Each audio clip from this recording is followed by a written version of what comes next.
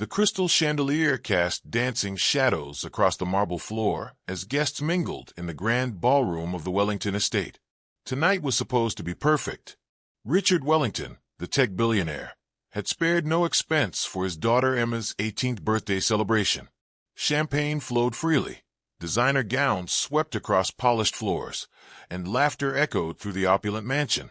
Naomi moved quietly through the crowd, her black uniform crisp and professional. She had worked for the Wellington family for 3 years, always invisible, always efficient. Tonight was no different. She refilled glasses, cleared plates, and ensured every detail remained flawless. The guests barely noticed her presence, which was exactly how she preferred it. "Daddy, this is amazing," Emma whispered to Richard, her eyes sparkling with joy. She wore a stunning white gown that made her look like a princess from a fairy tale. Her younger brothers, Michael and David, aged 12 and 10, chased each other between the adults, their formal suits already slightly rumpled from play. Richard's wife, Catherine, elegant in red silk, supervised the evening with practiced grace. She caught Richard's eye across the room and smiled. Everything was going according to plan. The guest list included senators, business moguls, and celebrities. This party would be talked about for years. Naomi noticed the small details others missed. She saw the security guard near the entrance, checking his phone too frequently. She observed how the catering staff seemed nervous, glancing toward the windows more than necessary. Something felt wrong, but she couldn't identify exactly what. The evening reached its peak when Richard stood to give a toast. "Friends, family, distinguished guests," he began, raising his crystal glass. "Tonight we celebrate not just Emma's birthday, but the bright future ahead of her. She represents everything good in this world, everything worth protecting." As applause filled the room, Naomi positioned herself near the kitchen entrance, maintaining her professional distance. She had learned long ago to stay alert, even during celebrations. Old habits from her previous life never truly disappeared. They just lay dormant, waiting. The first sign of trouble came as a crash from the main entrance. Guests turned, expecting perhaps a clumsy arrival or a dropped tray. Instead, 5 figures in black masks burst through the doors, weapons gleaming under the chandelier's light. The transformation from elegant celebration to nightmare happened in seconds. Nobody moved. The leader's voice cut through the music like a blade. His voice was deep, commanding, terrifying. The orchestra stopped mid-note, creating an eerie silence that amplified every breath, every heartbeat. Panic erupted instantly. Women screamed, men shouted, children cried. Expensive shoes slipped on marble as guests scrambled for exits that suddenly seemed impossibly far away. Wine glasses shattered against the floor, creating a symphony of destruction. "On the ground, all of you." Another masked figure waved his weapon menacingly. "Hands where we can see them. Anyone tries to be a hero, people die tonight." Richard's face drained of color as he realized the magnitude of what was happening. His perfect evening, his daughter's special night, had become every parent's worst nightmare. Catherine grabbed Emma and the boys, pulling them close as she dropped to her knees, tears streaming down her face. "Please," Richard stammered, his hands raised. "Take whatever you want. Just don't hurt anyone. These are good people. They don't deserve this." "Shut up, rich boy." The leader struck Richard across the face with the barrel of his gun. "We'll take what we want when we want it. Your job is to stay quiet and stay alive." The robbers moved with practiced efficiency, clearly having planned this carefully.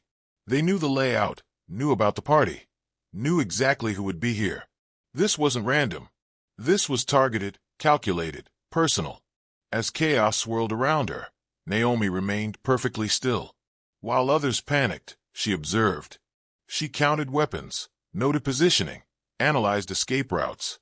Her training kicked in automatically, muscle memory from years of discipline that civilian life hadn't erased. The robbers separated the guests into groups. Adults in one area, children in another. The psychological warfare was deliberate. Use the children as leverage. Make the parents compliant through fear. It was textbook intimidation, and it was working. Emma sobbed quietly, clutching her mother's hand. Her beautiful white dress was torn at the hem, where she had fallen. Michael and David pressed against Catherine, their earlier playfulness replaced by terror. They didn't understand why their perfect world had suddenly become so frightening. "Listen carefully," the leader announced, his voice echoing through the silent ballroom. "We know who's here tonight. We know what you're worth. We know what you can afford to lose. Cooperate, and everyone goes home to their families. Resist, and well, I guess some of you won't be going home at all." As the robbers began their systematic robbery, moving from guest to guest with practiced cruelty, Naomi made a decision that would change everything. She stepped forward, her movements so subtle that only the most observant would notice. She positioned herself between the armed men and the Wellington children. It was a small step, barely noticeable in the chaos, but it was the first move in a game that none of the robbers saw coming. The quiet maid they dismissed as irrelevant was about to become their worst nightmare. Terror filled every corner of the ballroom as the masked intruders continued their systematic assault on the Wellington's guests. Jewelry clattered into canvas bags, wallets were emptied, and phones were smashed underfoot. The robbers moved with military precision, suggesting this wasn't their first operation of this scale. "Faster!" the leader barked at a trembling senator who struggled to remove his Rolex. "We don't have all night, old man." The politician's hand shook so violently he could barely work the clasp. A sharp slap across his face sent him sprawling to the marble floor, blood trickling from his split lip. Catherine Wellington clutched her children tighter as she watched the systematic brutalization of their friends and family. Emma's birthday dress was stained with tears, and the boys had stopped crying, retreating into shocked silence. The psychological damage being inflicted would last far longer than any physical wounds. "Please," Catherine whispered to the robber approaching their group. "The children haven't done anything. Let them go to another room. They don't need to see this."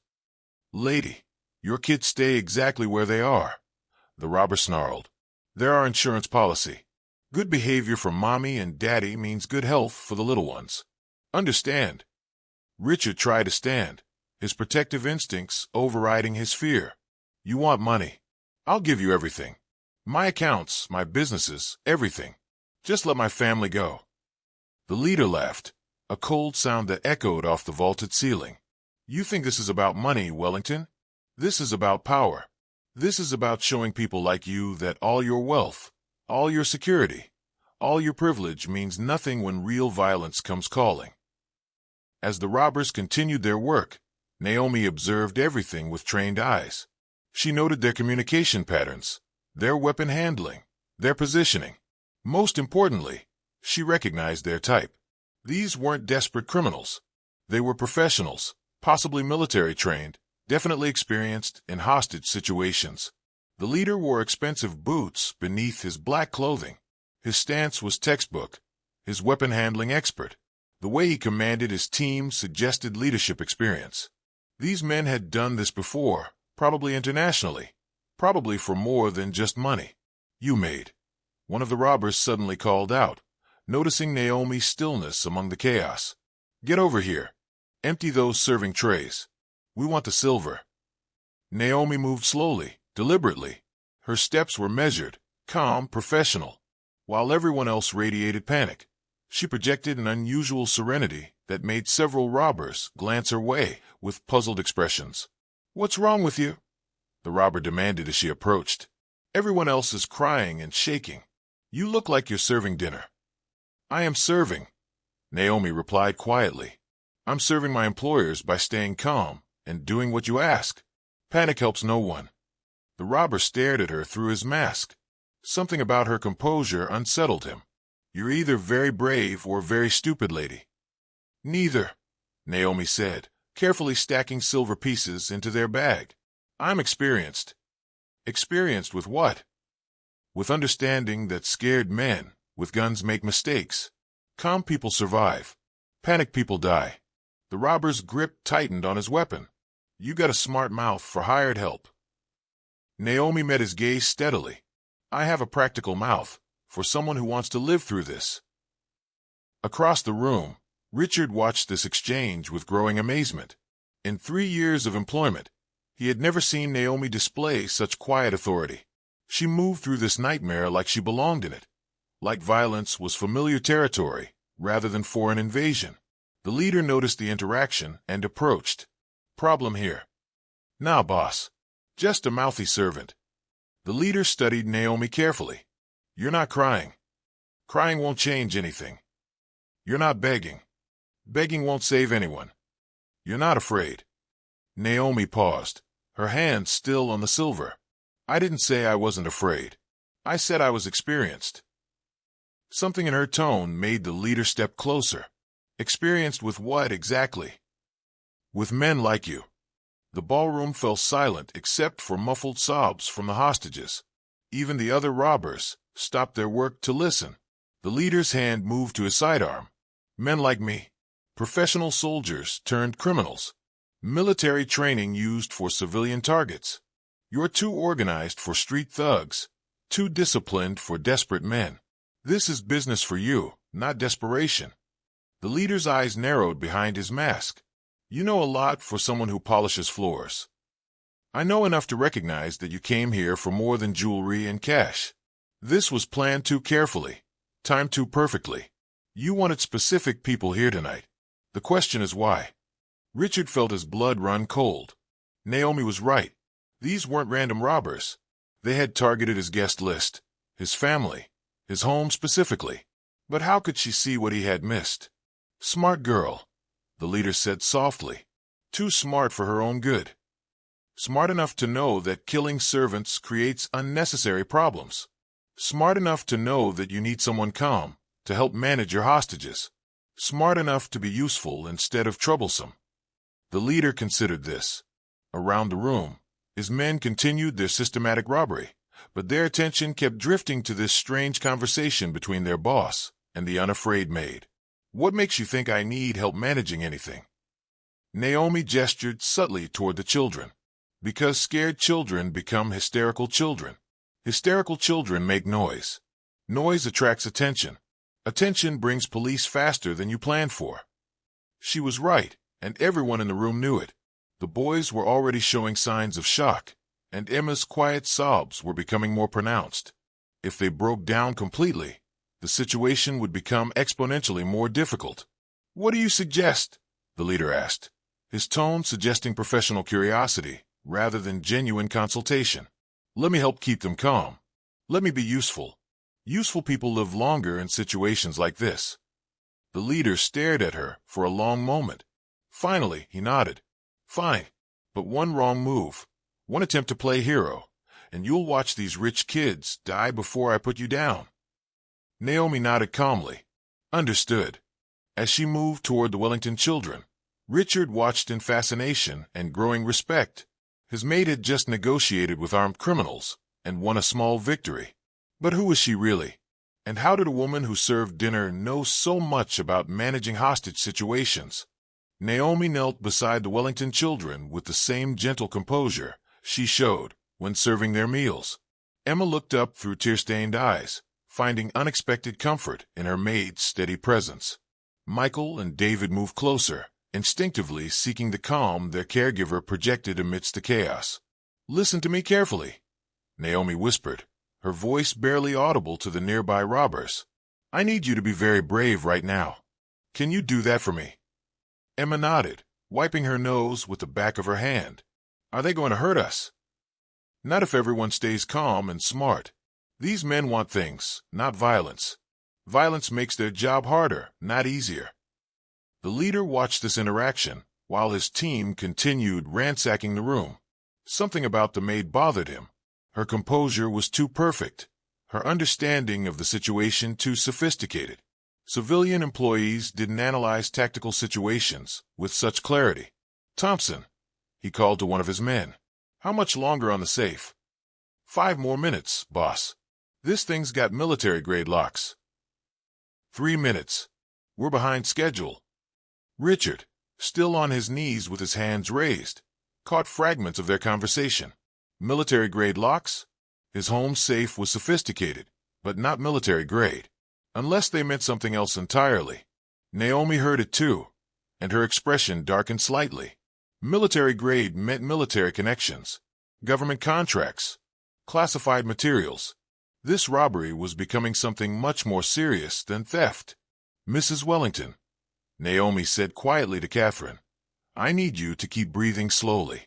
Deep breaths. The children are watching you, and they need to see strength." Catherine nodded, fighting to control her panic. "How are you so calm?" "Practice." "Practice with what?" Before Naomi could answer, the leader approached their group again. "You seem to know a lot about managing crisis situations, Maid. Where exactly did you learn such skills?" Naomi met his gaze steadily. "Community college psychology courses. You'd be surprised what they teach about crowd management and stress response." The lie came smoothly, naturally. But Richard noticed something the robber missed. When Naomi spoke, her posture shifted almost imperceptibly. Her shoulders squared. Her stance widened slightly. For just a moment, she looked less like a domestic worker and more like someone accustomed to command. "Community college," the leader repeated skeptically. "They teach hostage psychology at community college?" "They teach crisis management for social workers. Same principles apply." "Show me." The challenge hung in the air like a blade. Around the room, the other hostages watched nervously. Whatever test the leader had in mind, failure would likely mean violence. "One of your men is getting agitated," Naomi said calmly, nodding toward a robber by the window.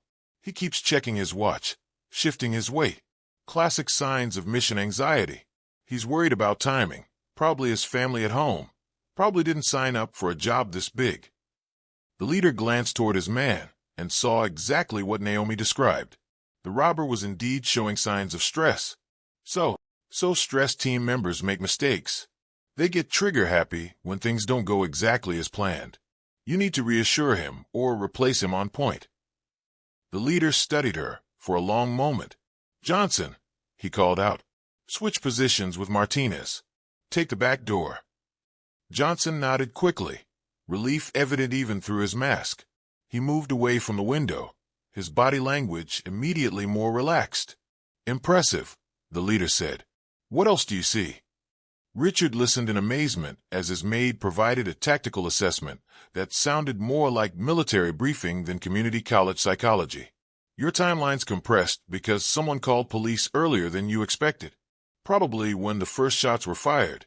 You planned for a 15-minute window, but now you have maybe 8 minutes before first responders arrive." "How could you possibly know that?" "Because this neighborhood has private security with direct police connections. Response time is always under 12 minutes. You've been here 4 minutes, so simple math." The leader's respect for her analysis was evident, but so was his growing suspicion. "You seem to know a lot about security response times. I've worked in wealthy neighborhoods for years.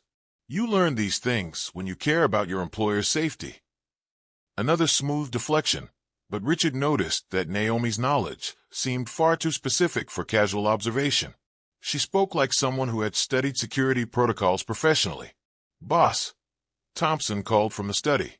"Safe's open, but there's a problem." "What kind of problem?" "This isn't just money and jewelry. There are documents here. Government stuff. Classified markings." The ballroom fell silent. Government documents changed everything.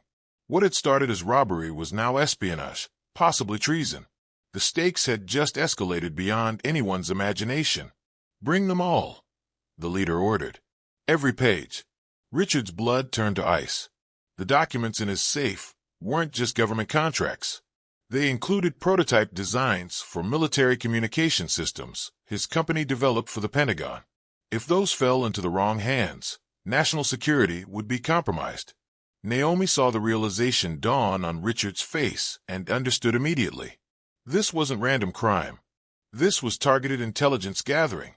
The robbery was cover for something much more dangerous. "You're not just thieves," she said quietly to the leader. "No," he agreed. "We're not."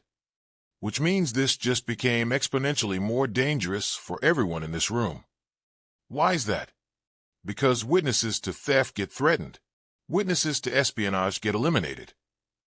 The leader smiled coldly behind his mask. "Very good, Maid. Very good indeed."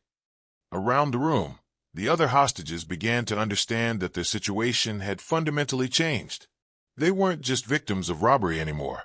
They were potential loose ends in something much larger and more deadly. However, Naomi continued, her voice never wavering, you still need to get out of here alive. And that means you still need cooperative hostages, not panicked ones. Your point? My point is that we can help each other. You get what you came for and leave safely. We stay calm and survive. Everyone wins.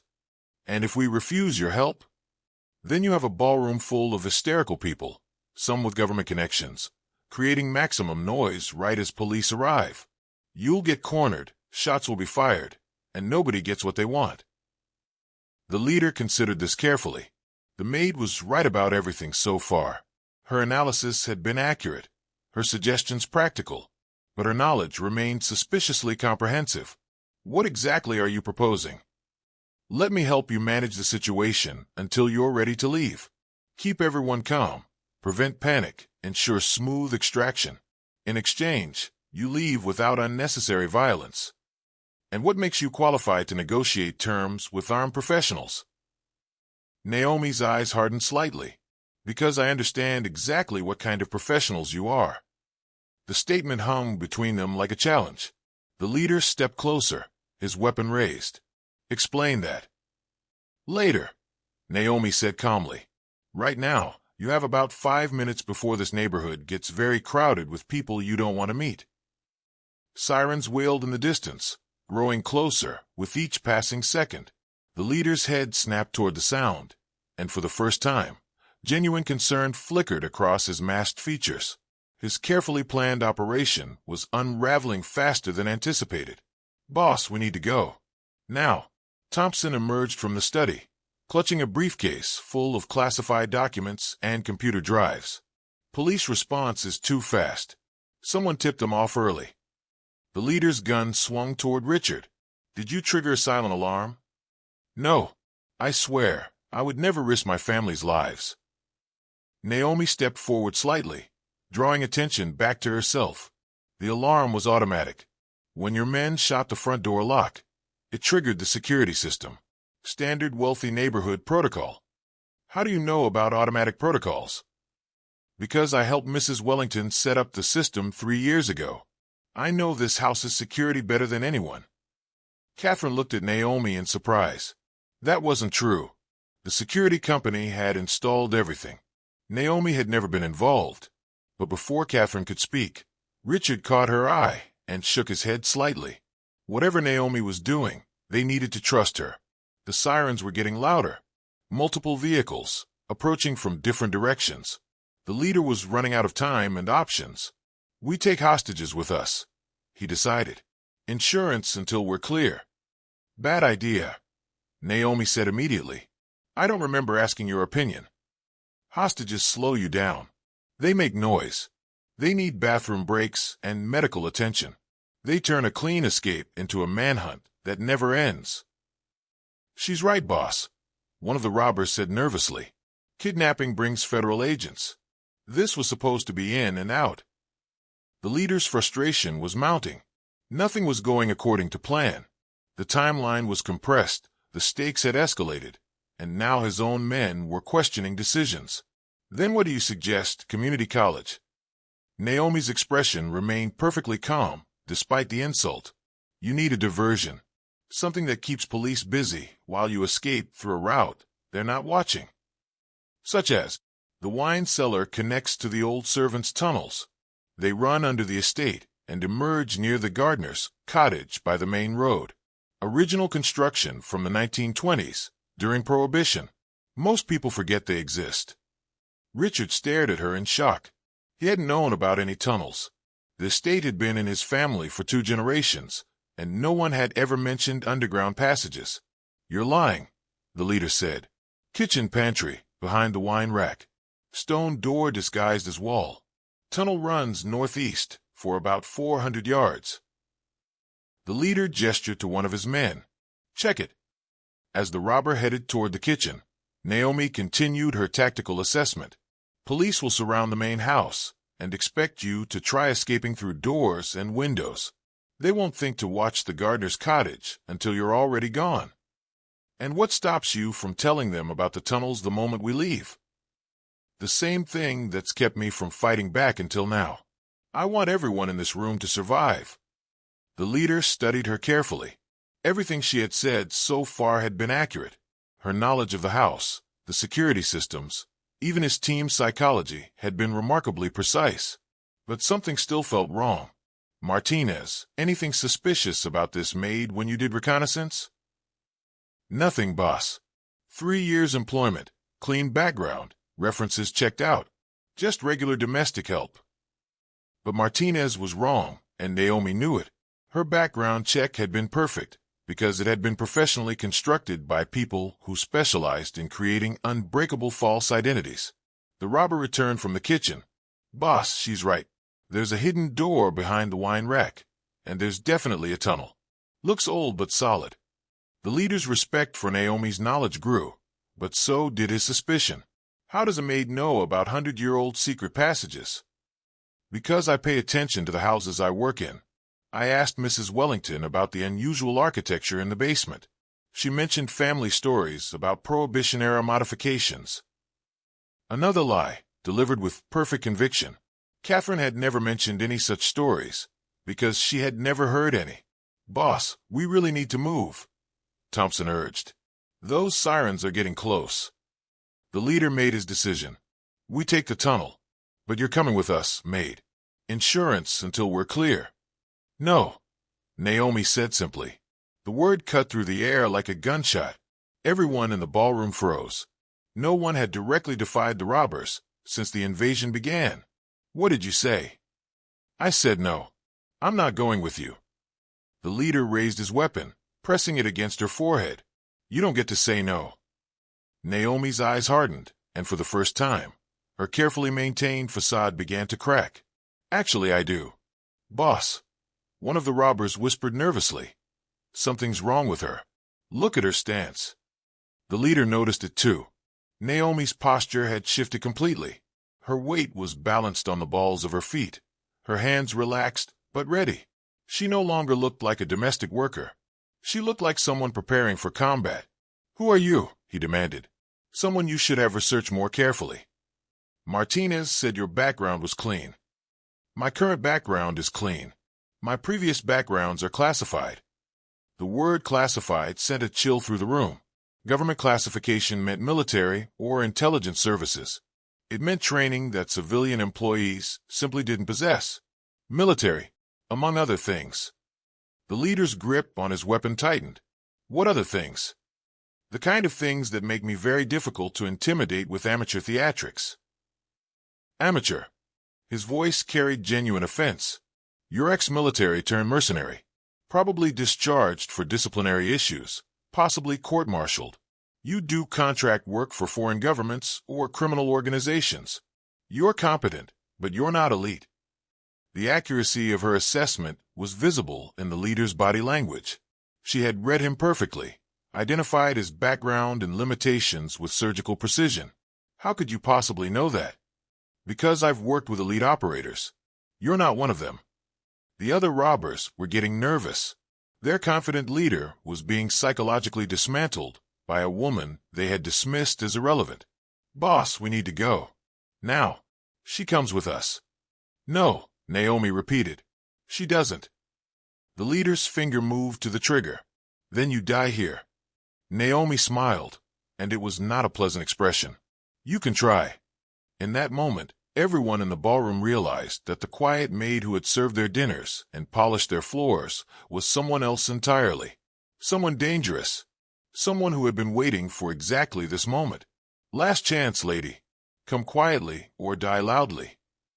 Naomi's response was barely a whisper, but it carried absolute certainty. You first. The standoff lasted 3 heartbeats. The leader's finger tightened on the trigger, his mask hiding what everyone could sense was growing desperation. Naomi stood perfectly still, her eyes locked on his, showing no fear of the weapon pressed against her skull. Then everything exploded into motion. Naomi moved with fluid precision that seemed to slow time itself. Her right hand swept up in a perfect arc, deflecting the gun barrel away from her head, while her left elbow drove backward into the robber behind her. The weapon discharged into the ceiling, sending chandelier crystals raining down like deadly snow. Before the leader could recover, Naomi had twisted his wrist with surgical precision, forcing him to drop the gun while simultaneously driving her knee into his solar plexus. He folded forward, gasping for breath, as she completed her pivot and faced the remaining robbers. "Get her!" Thompson shouted, swinging his weapon toward the children. That was his fatal mistake. Naomi moved like liquid death, covering the distance between them in 2 strides. Her palm strike caught him under the chin with enough force to lift him off his feet. His gun clattered across the marble floor as he crumpled unconscious. The third robber tried to grab Emma as a human shield, but found himself facing something that defied belief. Naomi seemed to teleport across the room, her training turning her into a weapon more precise than any gun. A perfectly placed pressure point strike dropped him instantly. The fourth robber, Martinez, had the sense to realize he was outmatched. "Who the hell are you?" "Someone you never should have threatened," Naomi replied, advancing on him with calm inevitability. He fired wildly, panic destroying his aim. Naomi moved like smoke, each shot missing by inches as she closed the distance. When she reached him, the encounter lasted less than 3 seconds. He joined his unconscious teammates on the floor. The fifth robber, the youngest of the group, dropped his weapon and raised his hands. "Please, lady, I give up. I give up." Naomi stopped, breathing hard but still perfectly controlled. Around the ballroom, guests stared in absolute shock. The transformation from mild-mannered domestic worker to lethal operative was so complete it seemed impossible. Richard found his voice first. "Who are you?" Naomi straightened her maid's uniform and smoothed her hair, already transitioning back to her civilian persona. "My name is Naomi Chun. Until 4 years ago, I was Major Chun, United States Army Special Forces. Before that, I was Lieutenant Chun, Military Intelligence." The words hit the room like physical blows. Special Forces, Military Intelligence. This explained everything and nothing. "Why are you working as a maid?" Catherine whispered, still holding her children close. "Because Major Chin died in Afghanistan along with her entire unit. Because the woman who survived that day needed to disappear completely. Because Naomi the maid was the only identity that felt safe anymore." Emma looked up at her with wide eyes. "You've been protecting us this whole time, haven't you?" "I've been trying to find peace," Naomi corrected gently. "You and your family gave me that. A quiet life where the most dangerous thing I faced was a souffle that might not rise properly." Police sirens were now deafeningly close. The front door burst open as tactical officers flooded the ballroom, weapons drawn, shouting commands. They found the scene secure, 5 unconscious robbers restrained with improvised bonds, and a roomful of shaken but unharmed hostages. "Who took down the suspects?" the team leader demanded. Richard gestured toward Naomi. "She did. All of them." The officer looked skeptically at the woman in the maid's uniform. "Ma'am, I'm going to need to see some identification." Naomi reached slowly into her apron pocket and produced a card the officer had never seen before. When he read it, his entire demeanor changed. He stepped back and spoke quietly into his radio. "Command, we need a federal liaison on scene. Code 7 clearance required." Within minutes, the ballroom was swarming with federal agents. The classified documents were secured, the robbers were taken into custody, and Naomi was whisked away for debriefing. But not before she knelt one final time beside the Wellington children. "Are you leaving us?" Emma asked, tears threatening again. "I don't know," Naomi answered honestly. "Tonight changes everything. People know who I am now. That makes it dangerous for me to stay, and potentially dangerous for you if I do." "But we need you," Michael said quietly. "You don't need me." Naomi smiled, touching his cheek. "You have each other. You have parents who love you more than life itself. You have strength you didn't know you possessed until tonight." She stood and faced Richard and Catherine. "I'm sorry I lied to you. I'm sorry I brought this danger into your home." "You didn't bring danger," Richard said firmly. "You ended it. You saved our lives, our children's lives. How do we ever thank you for that?" "By remembering that courage doesn't come from training or weapons or military service. It comes from deciding that some things are worth protecting, no matter the cost. As federal agents escorted her away, Emma called out, "Will we see you again?" Naomi paused at the door, looking back at the family she had served and ultimately saved. "If you need me, I'll be there." That's a promise. 3 months later, the Wellington family received a postcard from Montana. No return address, no signature, just a simple message. "The mountains are peaceful. The soufflés are rising perfectly. Thank you for giving me a home when I needed one most." Emma kept the postcard in her jewelry box. Sometimes, when the world felt too dangerous or uncertain, she would take it out and remember the quiet maid who had shown her what real courage looked like. And in a small cabin overlooking the Rockies, Naomi Chin sat on her porch watching the sunset, finally at peace with both who she had been and who she had become. The warrior was resting. The protector remained ready. Some heroes wear uniforms, some carry badges, and some serve dinner with a smile while keeping their greatest strengths hidden, waiting for the moment when ordinary people need extraordinary protection. The millionaire had noticed his maid staying calm during the robbery. Her next move had indeed shocked the world, but more importantly, it had saved the people she had quietly, secretly, chosen to call family. The end.